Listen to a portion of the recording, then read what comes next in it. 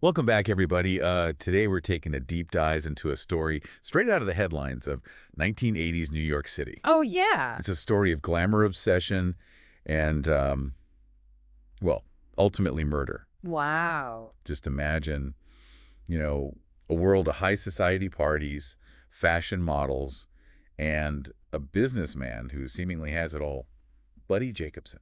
It's really striking how quickly it all unravels for Buddy. I mean, Yeah. here's a guy at the top of his game, wealthy, connected, living a life most people only dream of. Right. But underneath it, all this polished surface, there's this dark undercurrent of possessiveness and jealousy Yeah. that ultimately leads to his downfall. Yeah, it's like watching a train wreck in slow motion. Like, you can't look away. Exactly. So to understand how it all goes wrong, we have to set the stage. Okay. And Buddy wasn't just some random rich guy. He was deeply embedded in the New York social scene. Oh, yeah. He even owned an escort agency called My Fair Lady, which, let's be honest, adds a certain layer of intrigue to this whole story. It does, doesn't it? And it's through My Fair Lady that he meets Melanie Kane. Okay. This beautiful, ambitious, aspiring model. Right. She was everything. Yeah. Buddy wasn't young, full of potential, and really yearning for a life beyond, the gilded cage that Buddy seemed to represent. Okay, so we have Buddy, this charismatic but controlling older man, and Melanie, the young woman, trying to make a name for herself. Right. It sounds like a setup for a classic film noir.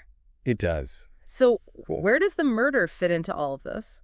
Well, Melanie falls for a younger man, Jack Tupper, an aspiring screenwriter. Okay. And this is where Buddy's possessiveness takes a really, really dark turn. Oh. Jack is found murdered, and the details of the crime are absolutely chilling. Oh, wow. I mean, he was bludgeoned, stabbed, multiple times shot, and to add insult to injury, his body was burned. Oh, my gosh. This wasn't just a killing, it was a statement. Wow, talk about overkill. Yeah. That definitely sounds like a crime of passion. It does. So did the police immediately suspect Buddy?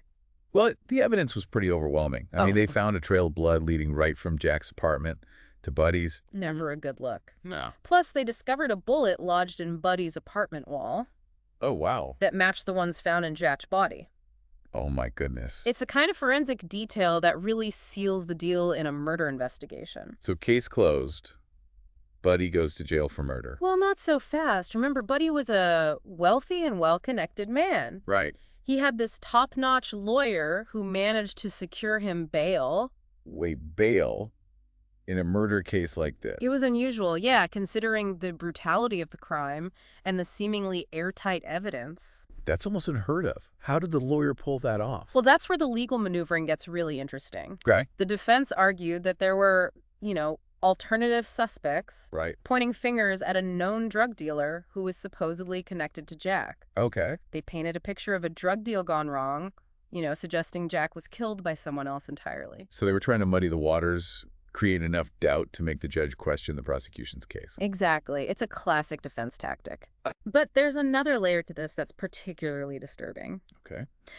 Buddy's legal team also tried to discredit Melanie, Oh, no? portraying her as a manipulative gold digger who had framed Buddy to cover up her own involvement in Jack's death. Hold on. They tried to turn the victim into the villain. Yeah. That seems incredibly unethical. It does raise serious ethical questions about the lengths to which a defense team will go to protect their client. Right. But remember, at this point, Buddy is still presumed innocent until proven guilty, Of course. and his lawyers are doing what they believe is necessary to secure his freedom, even if it means, tarnishing the reputation of the victim. It's a chilling reminder of how the legal system can be a double-edged sword, Yeah, seeking justice while also potentially causing further harm right, to those already affected by the crime. right. So Buddy's out on bail, but clearly he's not over Melanie. No, he's not. This is where those anonymous letters come into play, right? Yes. The letters Buddy sent to Melanie while he was out on bail add another layer of creepiness to this already bizarre case. Yeah. He was trying to manipulate her, claiming he was a victim of a conspiracy, Wow. and hinting that they needed to join forces to uncover the truth. Wow. He even went so far as to claim his affection for her had dwindled, as if that somehow excused his previous obsessive behavior. Dwindled. Seriously. Yeah. That's not the word I'd use to describe a man who allegedly murdered his girlfriend's new lover.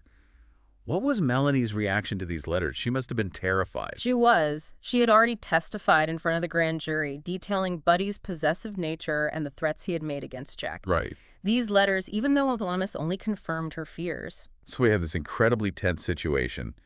Buddy's out on bail sending these creepy letters while Melanie is living with the knowledge that the man accused of killing her boyfriend is, freely walking the streets. Right.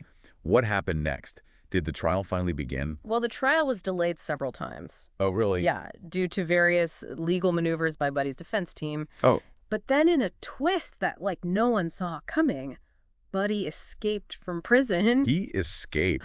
Seriously. How did he manage to just walk out of prison? It wasn't exactly, an elaborate plan worthy of Hollywood. Right. He simply walked out of the visitors area with the help of an associate named Anthony D. Rosa, who posed as his lawyer. So a simple switcheroo. They didn't check IDs or anything? Right. It sounds almost too easy. It does, doesn't it? But remember, this was the early 1980s. Security measures weren't as stringent as they are today. Right. Plus, Buddy had money and connections. Yeah. It later came out that Rosa actually owed Buddy a substantial amount of money, Oh, really? likely from a previous business deal Oh, wow. involving a ski lodge. A ski lodge. Yeah. That's an odd detail to emerge from a murder trial and prison break. It is, but it speaks to Buddy's complex web of relationships and his ability to call in favors even when facing, serious criminal charges. Yeah. This man knew how to leverage his assets, whether they were, financial or social. It's like a real-life game of chess with Buddy making these calculated moves to stay one step ahead. Exactly. So he's a convicted murderer on the loose. Mm. That's got to be a nightmare scenario for Melanie and everyone involved in the case. It was Buddy's escape sent shockwaves through New York City. Yeah. Law enforcement launched a massive manhunt. They put several people under protective custody, including Melanie, Oh, wow. the judge presiding over the case, Really? and a key witness who was set to testify against Buddy. That really highlights the real-life consequences of this case. I mean, Yeah. these weren't just characters in a courtroom drama. These were real people whose lives were turned upside down by Buddy's actions. Absolutely. And this escape added another layer of trauma for everyone involved. I mean, they had placed their trust in the justice system to hold Buddy accountable, and now he was out there potentially plotting revenge. So where did Buddy go? Did he try to flee the country, disguise himself, start a new life under an assumed identity? He actually went to California hoping to start a new life, and according to his lawyer, find new evidence to clear his name. New evidence. Come on. That sounds like a desperate attempt to justify his actions. Did anyone actually believe that? It's highly unlikely. The evidence against him was already quite strong, and fleeing the state certainly didn't help his case. Right. It's more likely he was simply running from the consequences of his actions, clinging to this delusional belief that he could somehow outrun justice. So how did they finally catch him? Was it a dramatic showdown? A tip from an anonymous source? Facial recognition software? It was a combination of good old-fashioned detective work and a surprising betrayal. Okay. The police were tailing Buddy's associates, including his son David, hoping to get a lead on his whereabouts. His son. That's an interesting twist. Was David involved in the escape? No, but he was facing his own legal troubles at the time and agreed to cooperate with the authorities in exchange for leniency. It's a heartbreaking situation because David had been abandoned by Buddy as a child and was now being used as a pawn in his father's desperate attempt to evade justice. That's a powerful illustration of how this case rippled outward, impacting not just those directly involved, but also their families. Yeah. So how did the capture go down? Was it a dramatic chase? A stakeout? David arranged a phone call with Buddy, and the authorities tapped the line, Oh, wow. tracing the call to a payphone outside a diner in Manhattan Beach, California. Wow. It's fascinating to consider that it took nearly 20 minutes to trace the call back then. Right. Today, with our advanced technology, it would likely take seconds. It's a reminder of how much technology has changed in the past few decades. Yeah. So they swooped in and arrested him at the payphone. Exactly. Buddy, despite his claims of innocence and attempts to frame, Melanie was back in custody. Did he finally admit to the murder? Did he express any remorse for what he had done? He continued to deny any involvement, even suggesting he was a victim of a conspiracy orchestrated by the police and the district attorney. He even went so far as to compare himself to the hostages held in Iran at the time. Wow, that's a pretty outrageous comparison. It sounds like he was completely detached from reality, unable or unwilling to accept responsibility for his actions. It's a pattern we've seen throughout this case. Yeah. Buddy seemed to live in a world of his own making, where he was the perpetual victim, always justified in his actions, no matter how harmful they were to others. So what happened next? Did he finally face trial for the murder? Yeah, he did. He was tried and convicted for the murder of Jack Tupper. He was sentenced to life in prison, and he was also given additional time for the escape. It's incredible how Buddy Jacobson, even facing, overwhelming evidence and a life sentence, never took responsibility for his actions.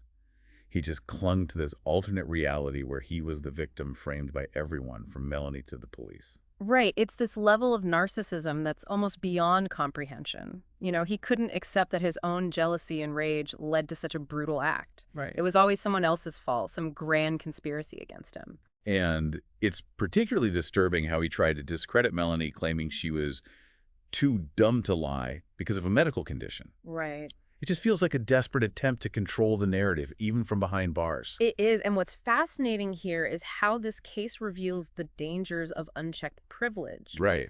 Buddy, accustomed to a life of wealth and influence, seemed to believe he could manipulate the system and escape consequences. Yeah. His escape from prison, while short-lived, really reinforces this perception. It's a reminder that justice isn't always blind.